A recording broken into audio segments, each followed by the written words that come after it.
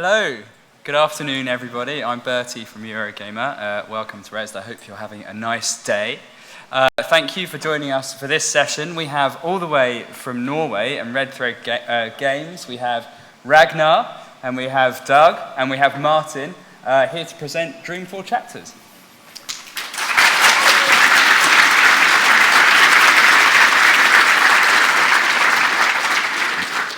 Thanks, Bertie. We're really happy to be here. Oh, yeah, we got it now. We have a small technical issue, so if the picture drops out sometimes, just bear with us. It'll be back in like 1 second after that. So, my name is Ragnar, as Bertie said.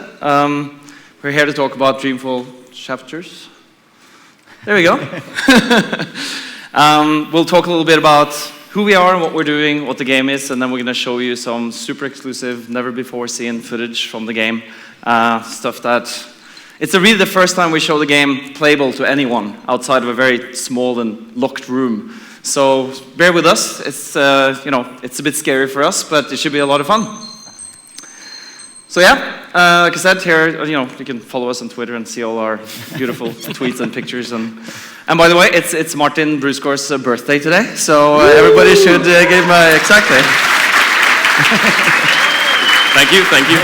So if you spot him later tonight, just buy him a beer, and at the end of the night, he's going to be very drunk. Some of the games that we have worked on before together include obviously The Longest Journey. Well, these guys didn't work on The Longest Journey. No. Dreamfall, me and Dag worked on that. The Secret World, of course, all of us worked together on that. So we have worked together for a very long time. Made some fun games, had some good times, and we decided to continue doing that on our own to form a new company called Red Thread Games. We are based in Oslo, Norway, and we have, we put together our own IKEA furniture, and we're very indie. It's such a random picture. It's like, nice. And we do IKEA. Yeah. As you can see, Dag isn't necessarily one to do a lot of assembly. I was supervising. He is supervising. But yeah, it's fun for us. All of us have worked with sort of big publishers for a very long time. I've been in the industry for 20 years myself, and this is the first time I'm part of sort of the indie movement. And it's great fun. It's very inspiring, as these guys can attest to. Most definitely. It's been a wonderful journey. It feels great to have our own company. And that brings us to our next slide as well, because Games with Soul. Yeah, so we have a mission with Red Thread Games, and that's part of making Dreamfall chapters as well, is to make games with soul. What that means is that we want to make games that mean something from a storytelling point of view, from a character point of view, that we can feel proud of, and that players can feel like they get something back from.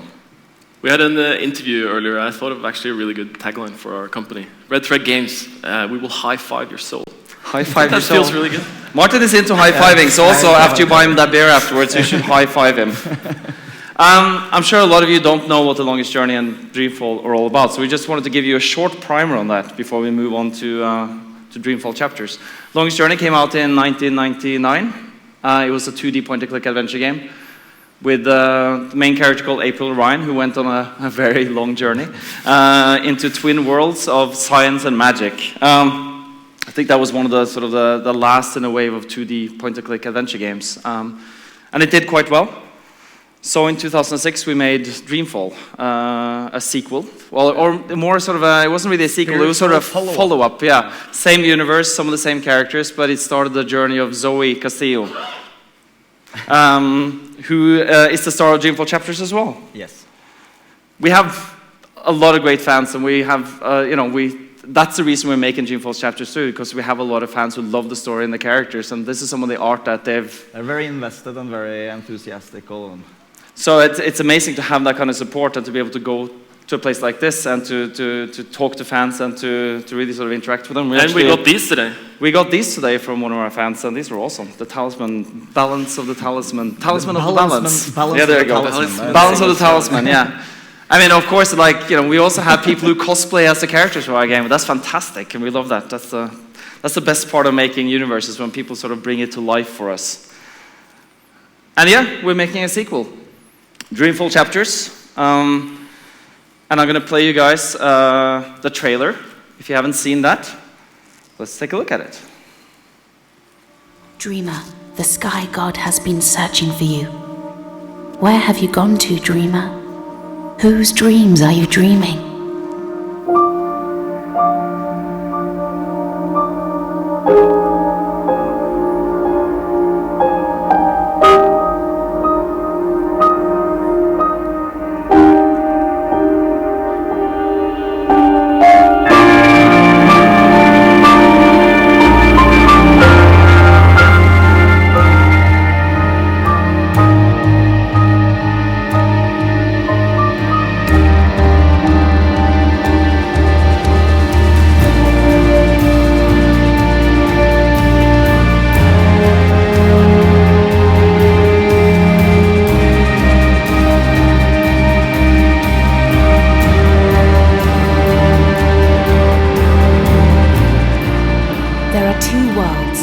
Stark and Arcadia. Stark is the world you know. The world...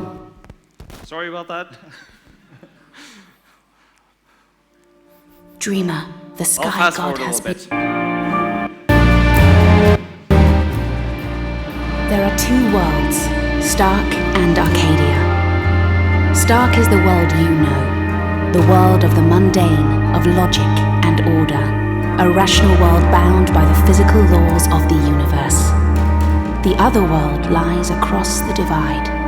Arcadia is a world of magic, of mystery and chaos, a world in flux, unbound by laws.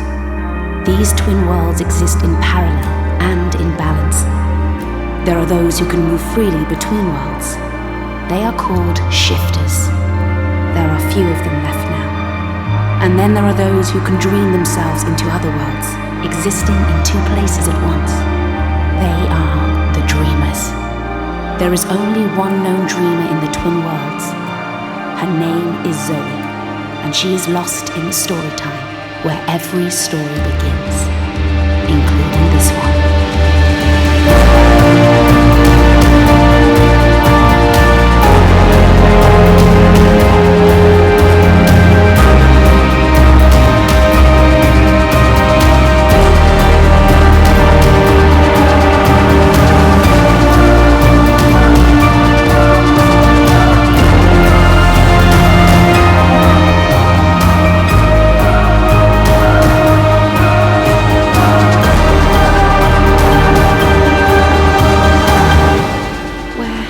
To dreamer. Whose story are you dreaming now? Dreamer, the next chapter in your life begins.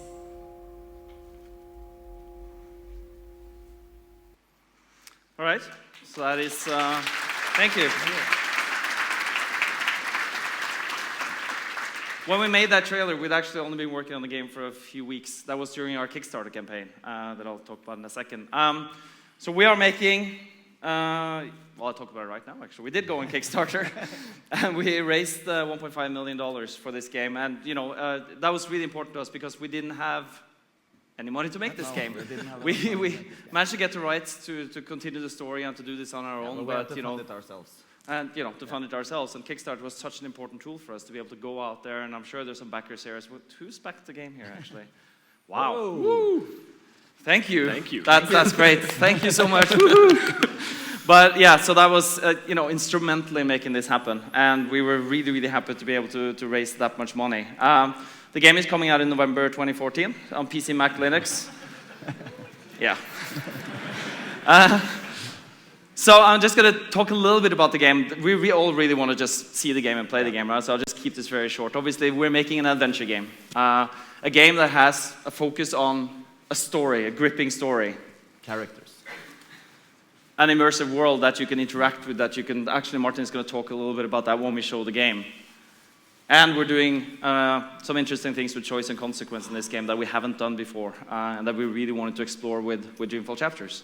And we're also going to give you a tiny preview of that in a second. We're using Unity to build this game, as I'm sure if there are any developers here, you know, some of you are already doing that, which is a really fantastic tool. And if you want to get into game development, start using Unity. It's a great place to begin. I also wanted to give you guys a little bit of an exclusive on some of the characters we have in the game. This game is a lot about the characters. It is.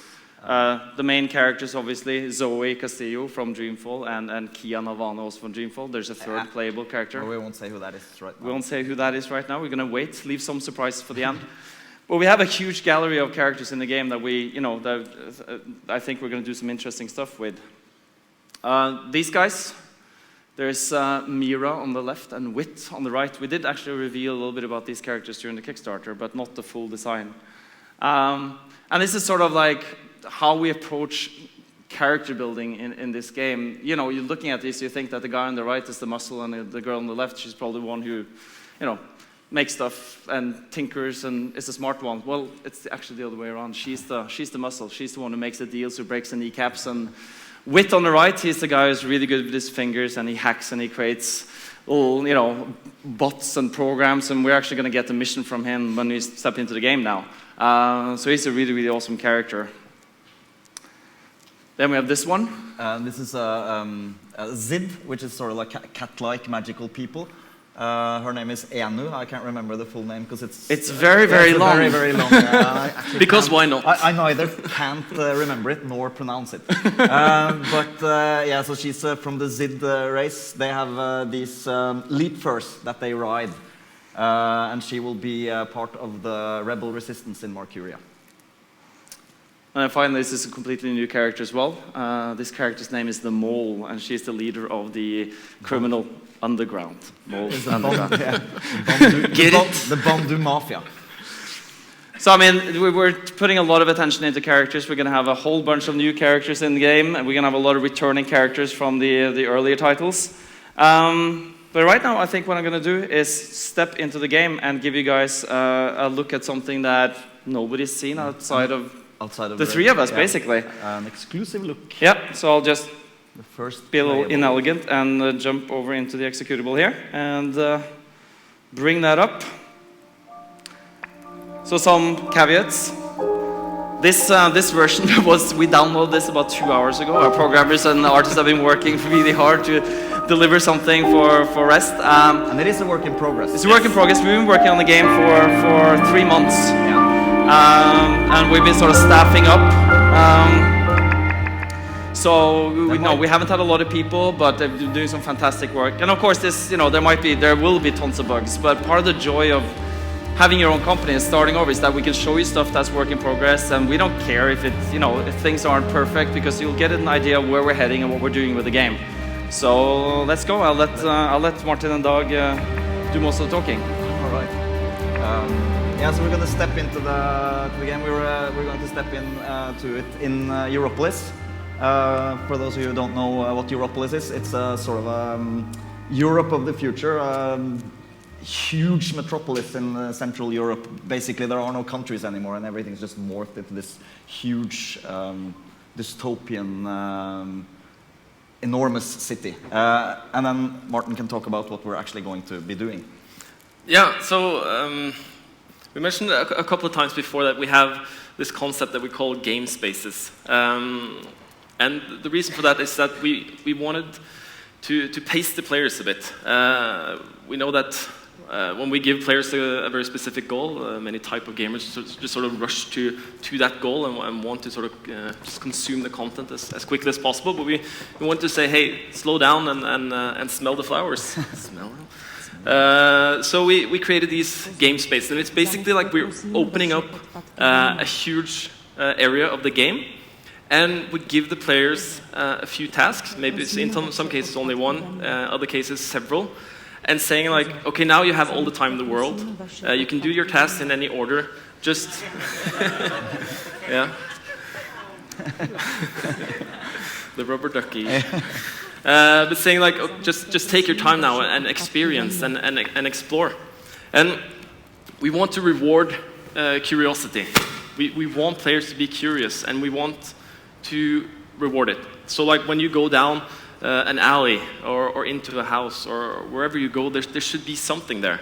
And that's exactly like it is in the real world. There are very few places where there are nothing. Like there's always something if you just look close enough, and we want to translate that into the game.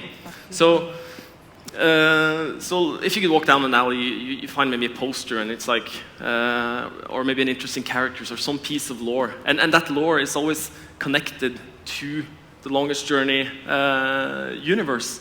And it's sort of like as you're picking up these pieces of lore, every single piece of lore is sort of like a thread, and you're sort of weaving this quilt. It's a red thread. It's a red thread. Quilt. That is the Longest Journey universe, and we want the players to sort of experience this by themselves. And we think it's a really nice way of doing storytelling when you hand that over to the player, and instead of spoon feeding them all the time, saying like, here's our story, like you go and explore and have fun with it. I guess we can take we have an objective now, don't we, Ragnar? We have an objective. We have an objective now. Yeah, we do. In this case, Sorry, I was just busy playing the game. I wasn't really. Would you mind paying? Like, if you guys wanted like this tight, super rehearsed presentations, you're gonna have that. Yeah. So yes, we do have a task here. Find a bot and install Wit's hack. So we got a hack on our mobile from Wit, the character you saw earlier. So we're gonna need to find a bot. Do we have sound? Yeah, there's sound there. It's kind of cool. If you walk close to the trash cans, they will talk to you. Zanechte prosím vaše odpadky ve mně. They actually speak in Czech because this is this part of Europolis is in the Czech Republic. This is It's in Prague, sort of, yeah. Prague, yeah. This is sort of a cyberpunk city built on top of the broken ruins of Prague. So let's move in here. Well, you should say a few words about the controls as well. As you see, when Zoe is approaching this bot, you see that the UI sort of snaps to the interaction points, like that. So you have the sort of, you can move in 3D space, and it's sort of, you need to sort of go and look at the specific things, but it will tell you like where you can interact and get some information. But also you can right click, and you're in a good old-fashioned adventure game point and click kind of mode. I'm just Ragnar's getting lost in the physics. Go home, Zoe. You're drunk. Right, so let's find the bot and let's interact with it. So this is our pop-up UI. Thank you for your interest in this Seychelles Industries maintenance bot. For your protection and well-being, this bot does not have a speech interface. Please contact us for more information about our fully conversational companion bots and service bots. We also have a variety of well-equipped pleasure bots to serve your carnal needs. Thank you, and have a nice day. Alright, so that seems to suit our purposes. So let's bring up our mobile here. So at this point, so there's going to be a way to, be right back. A way to basically hack it. You have to actually do something, but right now we're just going to let the player hack it without any kind of extra work. Port opened. Uploading kernel. Installing revised instructions. Please wait. Installation complete. Reformatting personality. Rebooting. Rebooting. Rebooting.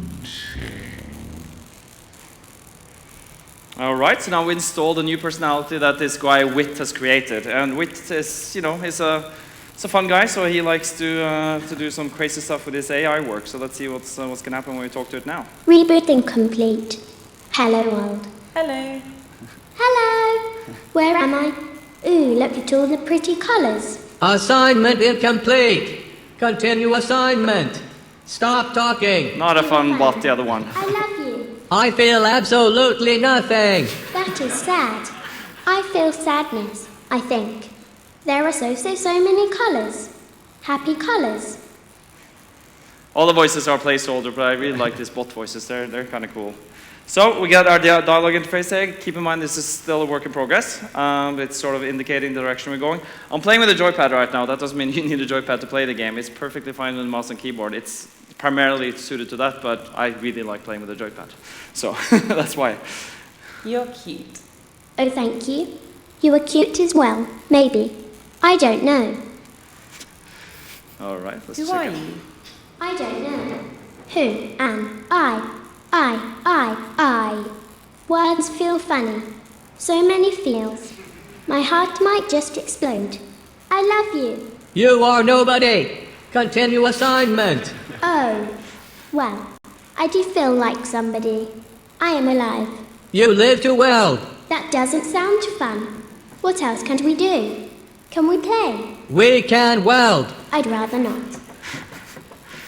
So what I didn't tell you is the reason we hacked this bot is actually because we need the bot to do something for us. And, so we didn't necessarily know that this bot was going to turn into, the robotic equivalent of a child. So what we actually need this bot to do is to go and self-destruct somewhere. So and that's going to leave us with a kind of a difficult choice here. This is where we come to what Ragnar was talking about earlier I like with helping choices others. and consequences. What do you need help to do? What we're I trying to need do you to here carry is something create some choices I that like carrying. I'm just gonna let them finish. Do I like carrying? I think I like carrying. You Weld, you do not carry. No, I think I might like carrying more. Where do you need something carried to? All right, so here we come to one of the so decision here we points. come to one of the moments where it's a decision point where you have to sort of decide which way you want to go, and it's not. We want to make choices that are that matter. So we don't want to carpet bomb the game with these kind of choices, but we want to make sure that that they feel important and that they actually do have consequences, so that you don't feel, but you see later in the game that what that decision led to. But that sort of consequence might pop up much later in the game. And it's not always going to be apparent what things are going to lead to. And that's a really, really important thing. And not that this is like a major, major decision point in the game, but there are ones that are going to feel extremely difficult to take. And the consequences might be hours and hours later. Yeah. And the end of the game will always be the same, but there will be a couple of different journeys towards the end. And these decision points will be very important in finding out or in deciding your journey to the end. We're also trying to do something with allowing players to connect to other players who are playing this game. Obviously, this is a single-player game, and you can always play it single-player. It's offline, no DRM, all that stuff. Don't worry about that. But if you want, you can connect, and you can see what your friends are doing in the game, and you can actually also see what the world is doing. So what we're doing is basically allowing to see what all other players have chosen and what your friends have chosen. In this case, we see that 61% of the world has decided to send bot on suicide mission, and 3 of our friends, so they're all bastards. 39% have chosen to spare the bot's life. You can choose to display these. You can also see them after you made the choice. And you also, when you get to a consequence later in the game, you'll be able to also see then, what led to that consequence and what did people choose. It's something that, for me at least, makes the game feel a bit more connected. And I like connecting with my friends when I play a game and to have a chance to talk about it and discuss the story and the choices made and how the choices shape the storyline. Yeah, and why did you do that? There was no context to do that. How could you be so mad? I think we can ask the audience. Raise your hand if you would send the bot on a suicide mission. Wow. Sizable crowd. Overwhelming majority. Heartless. You bastards! But fine, we'll do what you're basically gonna get your, we're gonna do that. Oops. Thank you. That sounds like so much fun. I love you. Goodbye. Oh, you guys are heartless. But what about the welding? Hello? Hello? I am so lonely. Please, someone wipe my memory. Take away the awful burning pain. All right, so we're actually going to open up for some questions now. That's our game demo, and hopefully you guys have a bunch of questions for us that we can answer.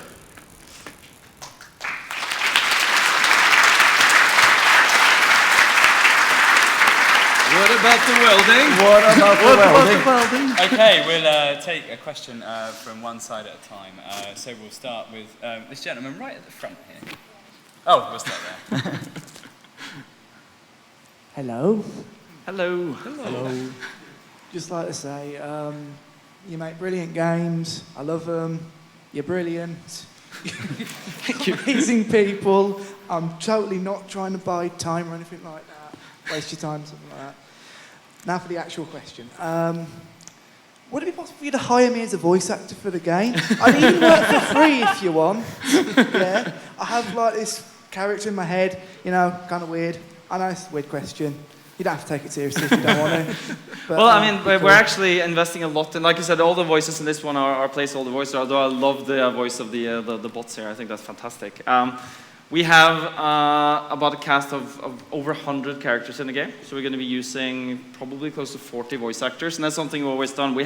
This game is going to be filled with dialogue, and it's going to be filled with things you can things you can talk to, people you can talk to, things you can we look can always at. use a new voice for the trash cans. There's that. That's a horrible thing to say. Voice for the trash cans. It's voice, so all right. Any more questions? I feel really bad. I'm sorry, I didn't mean it as a bad thing. He'll buy you a beer. Mine was going to be about voice acting as well, but a touch more serious. Is it too early to talk about the voice cast? Have you managed to get any of the original actors from the previous games back yet? We did announce that Sarah Hamilton, who played April Ryan in The Longest Journey and Dreamfall, is back. Although who she's playing this time around, we're not saying yet. You can make some guesses. We have some of the original cast back. As many as possible we're trying to bring back. So unless they've sort of moved to Australia or are, have died in the meantime, then we will definitely try our best to get them back. That's really important to us, especially the characters that people identify with a lot. We really want to... Yeah, but with the fact that there's so many years between the production, it's not always possible to get the same people back, because they might have moved on, they might not be doing it anymore, it's hard to say sometimes. Crow will definitely be back, yeah. That's my favorite character. Okay, one down here, I think.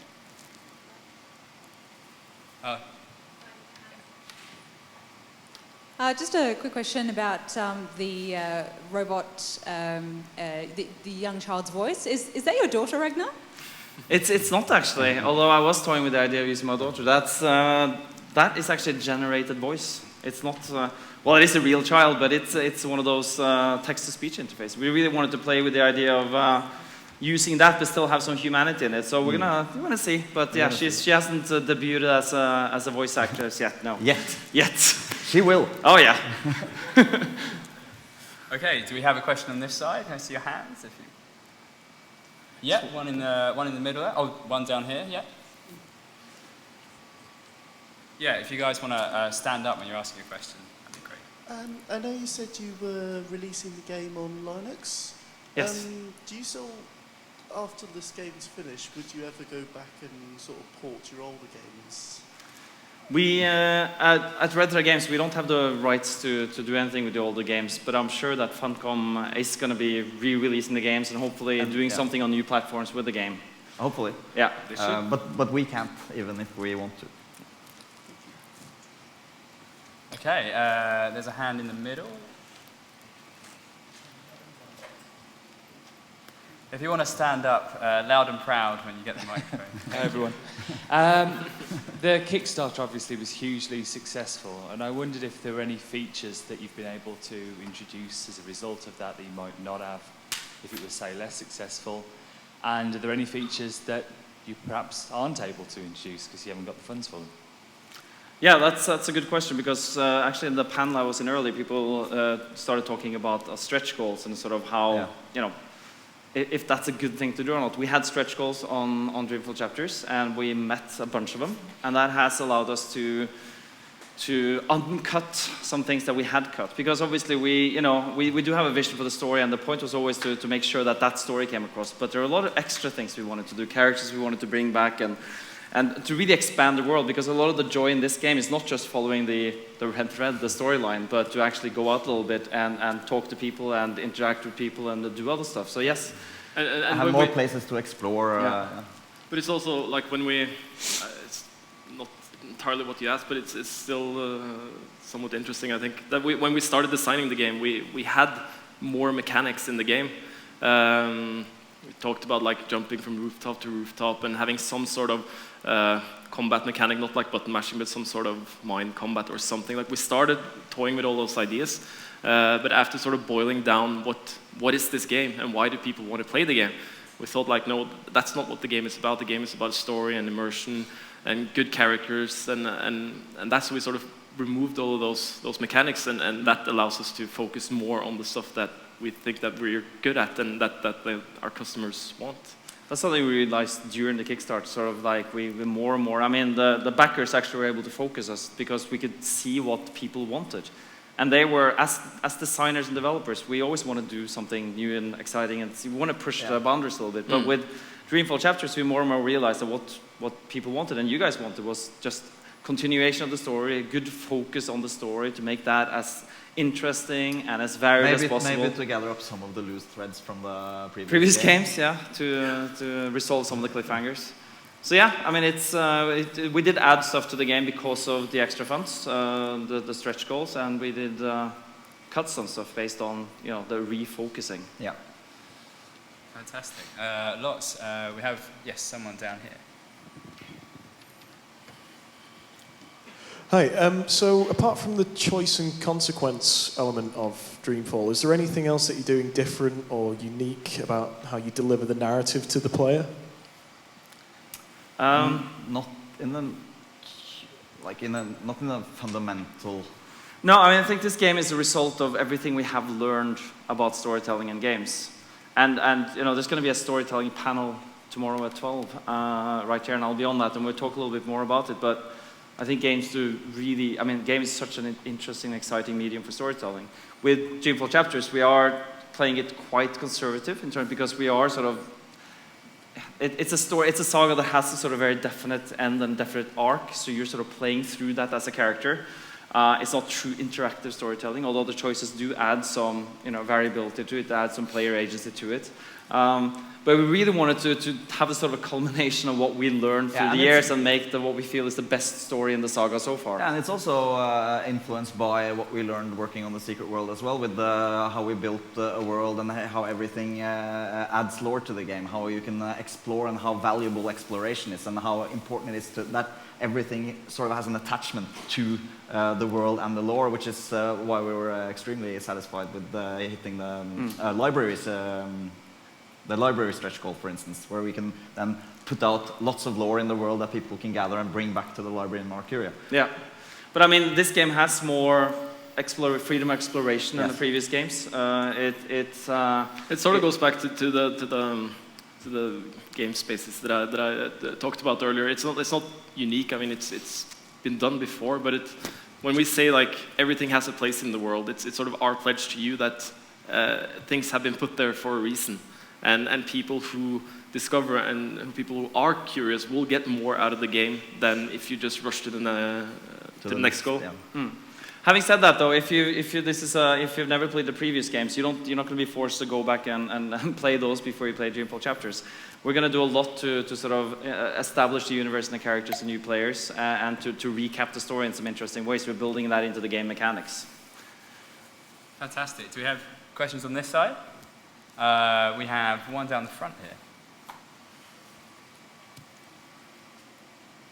here. Hi there. Out of interest, what led you to the idea of having kind of the synchronized information on consequences? Like, because you talked about having an actual kind of map of how that consequence had come about. I wonder what brought you to that as opposed to what usually happens, which is, or I know it usually, but I have in the past discussed kind of, I got this ending, how did you get that one? How did this happen? Almost as if it's kind of trying to divine the magic rather than just being told it. Yeah, it's a good question. I mean, I think The Walking Dead did some interesting stuff there that really inspired us in terms of sort of mapping out what people chose. Our consequences sort of they're there's a choice at the beginning of the game that sort of that you see that the consequence only comes at the end of the game, and some will be immediate, but we really wanted a way for people to understand sort of the link between what they're doing in the world, and we want to avoid it feeling very mechanical. We want it to feel more sort of like part of the game story and the game flow anyway. Of course, there is some mechanical aspects to it, but there are actually choices in Longest Journey and Dreamfall as well that most people didn't know about, and that because they were completely invisible in a way. Like, you played the game through once, you made that choice, and you never realized that you did it or that your experience differed. Which, in Longest Journey, there was a choice for April Ryan to tell her friends about what had happened to her, that she got into this magical world, or she could choose to not tell friends. So when Dreamfall came around, we actually had to sort of make one of them canon, but very few people realized that there had been a choice there. So with this game, it's just interesting to play with sort of the idea of these choices that seem really hard, or you have no idea what direction to take on them, and to be able to see what other people are doing, to talk about it, and then later on to understand the consequence of it. It's something where it's still early stages, so we don't know exactly what it's going to lead to, but it's something we wanted to explore. And definitely, like we want to make them count, like because the choices you had in Dreamfall, there were quite a few like different paths you could take in conversations, and they will lead to small differences in the gameplay after. But very few, as Ragnar said, very few people actually realized they were there because we didn't make a point of it. We didn't make them count, and we want to maybe put fewer in now, but really make them count and make them feel important. We don't want to make them feel too gamey, though. We're not going to have a big sort of consequence thing on the screen when you get to like, we want to make it feel unintrusive, non-intrusive, but at the same time, you can also switch this off completely. If you don't want to bother with what people are doing, then you can do that. As for, whether or not you then see the consequences, it's still a work in progress. We're still working towards that goal. Fantastic. And we have a question down here. I got sort of led astray because of this discussion, actually. It now sounds really interesting where this conversation is going. So what I want to ask then is, will you give it some consideration like Spec Ops The Line did to give inaction as a particular choice to make? Because as I see it, part of the narrative to allow a player to do as a particular choice would be, if you're making it transparent, inaction as a choice to stop them from completely being railroaded to A or B. We have definitely been talking about what happens if you don't want to make a choice, and what do we want to have, like timed decisions? We have talked about this what too. What happens if you can't decide? For the most part, we're going to avoid sort of the timed things. We just want people to be able to take the time to call a friend. But as you said, it's a work in progress, and we have a couple of different thoughts about how we can. But we want to adjust that to the particular choice and make that. There will be some places in the game where you're going to have a very short time to make a very, very big and important choice. But I think it's kind of interesting how much time we spend in the office sort of creating these decisions. Because it's, as been mentioned here, it's not like this is being good, this is being bad. We really want to play with the emotions. Like, it's not a clear answer. Yeah. And we spend a lot of time figuring out what those decisions should be. It's not black and white. It's not always, something that's clearly right, clearly wrong. There could be two of them that are both terrible. But I just want to make one thing clear. There is one end to the game. This is not like an infinitely branching narrative. What it does affect, though, is some very key events in the game that play out differently. Some characters should live or die, and some characters that really live or die based on your choices. And it's going to be really, really tough for people. But it all sort of concludes in one fashion, and the reason for that, obviously, is because this is a scripted story. This is sort of a story of destiny. It is. Which is a lovely place to end. I'm afraid we don't have any time for any more questions. So thank you, Ragnar, Dag, and Martin, Rezzed, and Dreamfall. And thank you for having us. Thank you.